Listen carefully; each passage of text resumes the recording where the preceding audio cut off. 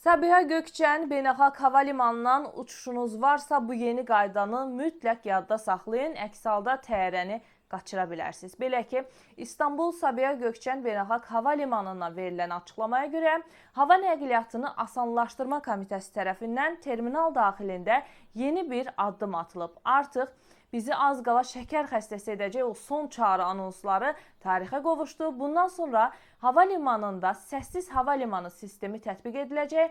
Bu çərçivədə terminal boyunca elanların sayı əhəmiyyətli dərəcədə azaldılıb. Fövqəladə hallar təhlükəsizliyi ilə bağlı kritik məlumatlandırma və əhəmiyyətli baxımından məcburi hallar istisna olmaqla elanlar səsləndirilməyəcək. Bəs biz qapıların dəyişməsini necə biləcəyik? Deməli, sərnişinlər uçuş məlumatlarını terminaldakı uçuş məlumat ekranları, aviaşirkətlərin kommunikasiya kanalları, İstanbul Sabiha Gökçen mobil tətbiqi vasitəsilə izləyə biləcək. Bununla dünyanın bir çox beynəlxalq hava limanında tətbiq olunan səssiz hava limanı yanaşması ilə terminal daxilində elan sıxlığının azaldılması hədəflənir.